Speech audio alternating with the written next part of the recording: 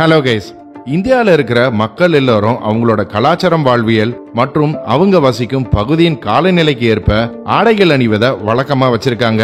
ஆனா வெவ்வேறு கலாச்சாரத்தை பின்பற்றுபவர்களும் அணியக்கூடிய எல்லா காலநிலைக்கும் பொருந்தக்கூடிய வகையில இருக்கிற ஆடை அப்படின்னா அது லுங்கி மட்டும்தான். இந்த லுங்கி ஏழை பணக்காரன் அப்படிங்கிற பாகுபாடு இல்லாம இந்தியாவில் இருக்கிற பெருவாரியான ஆண்கள்னாலையும் கேரளா, பர்மா, ஸ்ரீலங்கா போன்ற இன்னும் சில பகுதிகளில் இருக்கிற பெண்கள்னாலையும் விரும்பி அணியப்படுற ஒரு ஆடையா இருந்துகிட்டு வருது. குறிப்பா இந்திய திரைப்படங்கள்ல இந்த லுங்கிக்கு அதிக முக்கியத்துவம் கொடுக்கப்படுது. சில திரைப்படங்கள்ல இந்த லுங்கிய ஹீரோக்கள் விரும்பி அணியிற மாதிரியும் லுங்கிய கட்டிக்கிட்டு டான்ஸ் ஆடுற மாதிரியும் காட்டப்படுது. சென்னை எக்ஸ்பிரஸ் படத்துல கூட ஷாருக் கான் லுங்கிய கட்டிக்கிட்டு ஆடின லுங்கி டான்ஸ் பாடல் உலக அளவுல மிகவும் பிரபலம் அடைஞ்சது. மேலும் இந்த லுங்கி கிராமப்புற மக்களின் இயற்கையோடு இணைந்த வாழ்க்கையை பிரதிபலிக்கும் விதமாகவும் இருந்துட்டு வருது. இப்படிப்பட்ட இந்த லுங்கி எப்படி இந்தியாவுல ஒரு தவிர்க்க முடியாத ஆடையா மாறுச்சு? இந்தியாவை தவிர Ilangai, Malaysia, Indonesia, Burma, Philippines, Africa, Egypt, Dubai போன்ற உலகின் பல்வேறு நாடுகள்லயும் இந்த லுங்கி எப்படி பிரபலம் அடைஞ்சது?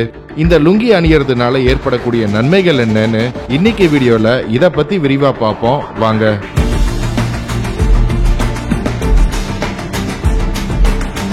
இந்த வீடியோ லுங்கியின் நன்மைகளை பத்தி பேச போகுது. ஸோ இதை கண்டிப்பா உங்க ஃப்ரெண்ட்ஸ் அண்ட் ஃபேமிலிக்கு ஷேர் பண்ணுங்க. புது வியூவர்ஸ் நம்ம சேனல் இன்னும் சப்ஸ்கிரைப் பண்ணலைன்னா இமிடியேட்டா சப்ஸ்கிரைப் பண்ணுங்க. பக்கத்திலே உள்ள பெல் ஐக்கனையும் பிரஸ் பண்ணுங்க. அப்பதான் நம்ம போடுற புது வீடியோஸ் உங்களுக்கு நோட்டிஃபை ஆகும்.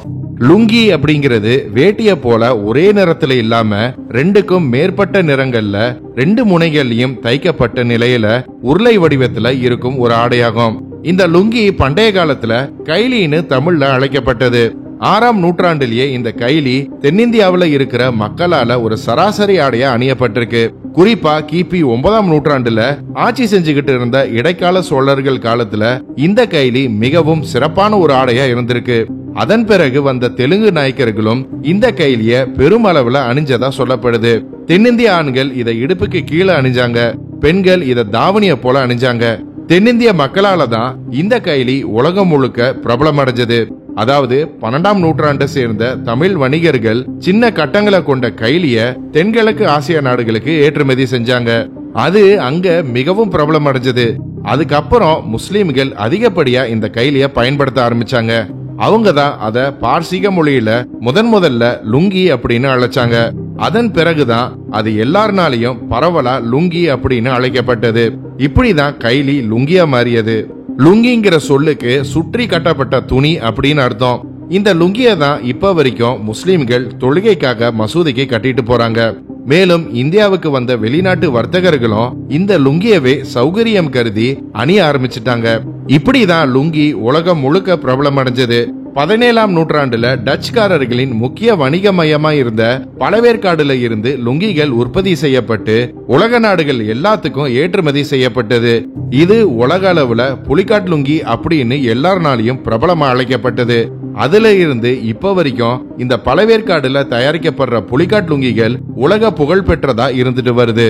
தென்னிந்தியாவை பொறுத்த வரைக்கும் திருமணம், விழாக்கள் போன்ற முக்கிய நிகழ்வுகளுக்கு ஆண்கள் வெள்ளை வேட்டியை தான் பயன்படுத்துறாங்க. அதை தவிர மற்ற நேரங்கள்ல எல்லாம் லுங்கிய தான் அணியறாங்க. பஞ்சாப் மாநிலத்துல ஆண்கள், பெண்கள் அப்படின்னு இருவருமே இந்த லுங்கி அணியும் வழக்கத்தை வச்சிருக்காங்க. அங்க உள்ள பாங்கரா நடன குழுவினரின் பாரம்பரிய உடையாகவும் இந்த லுங்கி இருந்துட்டு வருது. பீகார் மற்றும் ஹரியானாவில் இந்த லுங்கி ஆண்களின் இரவு நேர உடையா பயன்படுத்தப்படுது. மேலும் ஜார்க்கண்ட், சத்தீஸ்கர் மாநிலத்துல இருக்கிற மக்கள் இந்த லுங்கி அணியிற வழக்கத்தை வச்சிருக்காங்க. பர்மாவில் இருக்கிற ஆண்களும் பெண்களும் இந்த லுங்கிய தான் அணியறாங்க. பர்மாவுடைய தேசிய உடைய இந்த லுங்கி தான். பங்களாதேஷ்ல திருமணம் மற்றும் விழாக்கள்ல மட்டும்தான் லுங்கிய அணியறாங்க. மேலும் அங்க திருமணத்தின் போது மணமகனுக்கு லுங்கிய தான் பரிசா கொடுக்கறாங்க. லுங்கி கட்டும் முறைங்கிறது ஒவ்வொரு கலாச்சாரத்துக்கும் ஏற்ப மாறுபடும். இந்த லுங்கி கட்டுறதுனால நம்மளுக்கு என்ன நன்மைகள் கிடைக்கும்னு உங்களுக்கு தெரியுமா? இந்த லுங்கி தாராளமான உடைங்கிறதுனால தோல் சம்பந்தமான நோய்கள் வருவது தடுக்கப்படுது. உடல் சூட்டை தணிச்சு உடலுக்கு குளிர்ச்சி அளிக்குது. ரத்த ஓட்டம் சீராக இருக்க உதவுது. மிகவும் சுலபமாக உடுத்தக்கூடியதாக இருக்கு.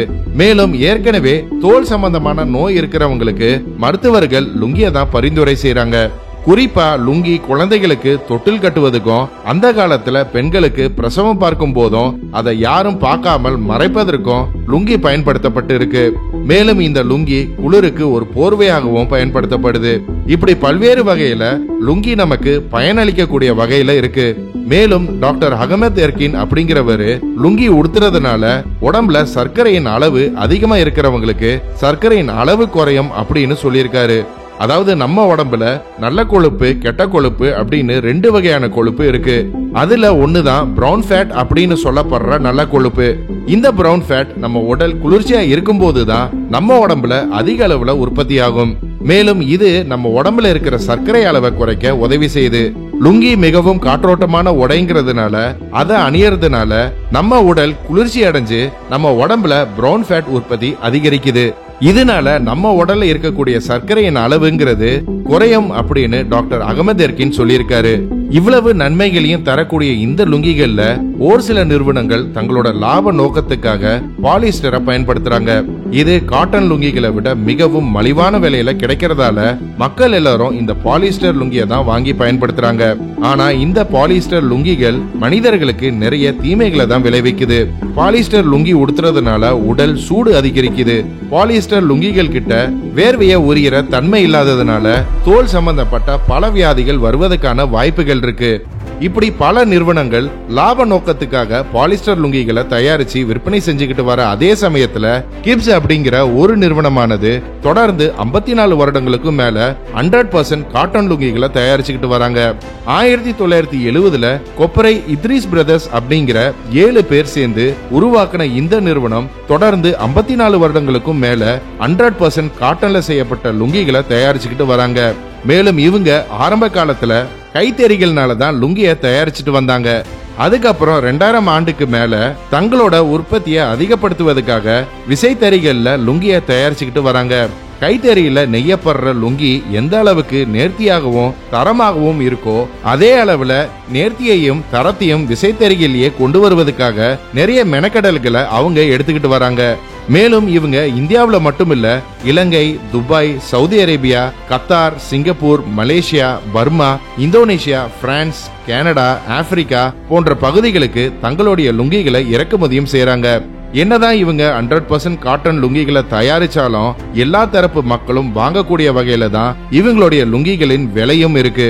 மலிவான விலையில உடலுக்கு தீங்கு விளைவிக்கக்கூடிய பாலிஸ்டர் லுங்கிகளை பயன்படுத்துறதை விட கொஞ்சம் விலை கூட இருந்தாலும் இந்த மாதிரி உடலுக்கு நன்மையை தரக்கூடிய காட்டன் லுங்கிகளை வாங்கி பயன்படுத்துறதுனால நமக்கு நல்லதுதான். பொதுவா நம்ம இந்தியாவில வேட்டிக்கு கொடுக்கப்படுற முக்கியத்துவமும் மரியாதையும் லுங்கிகளுக்கு கொடுக்கப்படுறதில்ல. இந்தியா முழுவதும் இருக்கிற பல்வேறு கோவில்களுக்கு லுங்கி கட்டிக்கிட்டு போறதுக்கு அனுமதி கிடையாது. இந்தியாவில் உள்ள ஒரு சில திரையரங்குகள், ஹோட்டல்கள், இன்னும் சில இடங்களுக்கு லுங்கி உடுத்திக்கிட்டு போறதுக்கு தடை விதிக்கப்பட்டிருக்கு. அதே மாதிரி 1969ஆம் ஆண்டு வாகன சட்டத்தின்படி இந்தியாவில் லாரி ஓட்டுநர்கள் லுங்கி அணிவதற்கு தடை விதிக்கப்பட்டிருக்கு. பொதுவா லாரி ஓட்டுநர்கள் நீண்ட தூரம் பயணம் செய்யறதாலையும் ஒரே இடத்துல நீண்ட நேரம் உட்கார்ந்தபடியே லாரிய ஓட்டுறதுனாலையும் லாரியோட இன்ஜின் சூடால அவங்களுடைய உடல் சூடு பல மடங்கு அதிகரிக்குது. இதனால லாரி ஓட்டுநர்களுக்கு பைல்ஸ் மற்றும் உடல் எடை கூடுது. உயர் ரத்த அழுத்தம் போன்ற பல பிரச்சனைகள் ஏற்படுது. இதுல இருந்தெல்லாம் அவங்க உடலை கொஞ்சமாவது பாதுகாக்கிறதுக்காக தான் அவங்க மிகவும் தாராளமான உடையான லுங்கி அணியறாங்க. இந்த நிலையில லாரி ஓட்டுநர்கள் லுங்கி கட்டுவதற்கு விதிக்கப்பட்ட தடை துளியும் ஏற்றுக்கொள்ள முடியாத ஒன்னா பார்க்கப்படுது. எனவே இந்த மாதிரியான கண்ணோட்டத்துல தான் சில மக்கள் லுங்கிய பாக்குறாங்க. மேலும் மேலை நாட்டு உடைகளின் வருகையால லுங்கி உடுத்துறவங்க எண்ணிக்கை பெருமளவுல குறைஞ்சுகிட்டு வருது. மேலை நாட்டு கலாச்சாரத்தின் தாக்கம்னால நம்ம நாட்டுக்குள்ள வந்த மேலை நாட்டு உணவுகள், குளிர்பானங்கள், சமையலுக்கு பயன்படுத்தும் ரிஃபைன்ட் ஆயில் போன்றதெல்லாம் உடலுக்கு தீங்கானது அப்படின்னு தெரிஞ்சுக்கிட்டு நம்ம மக்கள் அதையெல்லாம் பயன்படுத்துறதை விட்டுட்டு மீண்டும் நம்மளுடைய பாரம்பரிய உணவுகளையே சாப்பிட ஆரம்பிச்சிட்டாங்க. சமையலுக்கும் ரிஃபைன்ட் ஆயில பயன்படுத்தாம செக்கில ஆட்டின சுத்தமான தேங்காய் எண்ணெய், நல்லெண்ணெய், கடலெண்ணெய் போன்றவற்றை பயன்படுத்த ஆரம்பிச்சிட்டாங்க. இப்படி நம்ம பாரம்பரிய உணவுகளின் நன்மையை உணர்ந்து அதை சாப்பிட ஆரம்பிச்ச நம்ம மக்கள் நம்ம பாரம்பரிய உடையான லுங்கி அணிவதின் நன்மைகளை பத்தி தெரிஞ்சுக்கிட்டு லுங்கிகளை வாங்கி பயன்படுத்துறாங்க. அப்படின்னா உடல் நலமும் ஆரோக்கியமா இருக்கும். லுங்கி அணியிற நெசவாளர்களின் வாழ்க்கை தரமும் உயரும். ஓகே கைஸ், இன்னைக்கு வீடியோ அவ்வளவுதான். நம்ம பாரம்பரிய உடையான லுங்கியை உடுத்துறது நன்மைதான் அப்படின்னு நினைக்கிறீங்களா? உங்க பதில கமெண்ட்ஸ்ல சொல்லுங்க. இந்த வீடியோ பிடிச்சிருந்தா லைக் பண்ணுங்க, ஷேர் பண்ணுங்க. போன வாரம் கமெண்ட் பண்ண 10 பேரை பார்ப்போம்.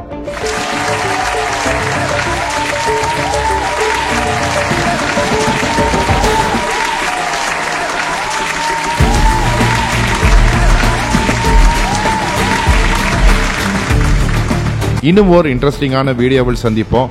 மறக்காம நம்ம சேனலை சப்ஸ்கிரைப் பண்ணி உங்க ஆதரவு கொடுங்க. Until then, stay safe, signing off. நன்றி.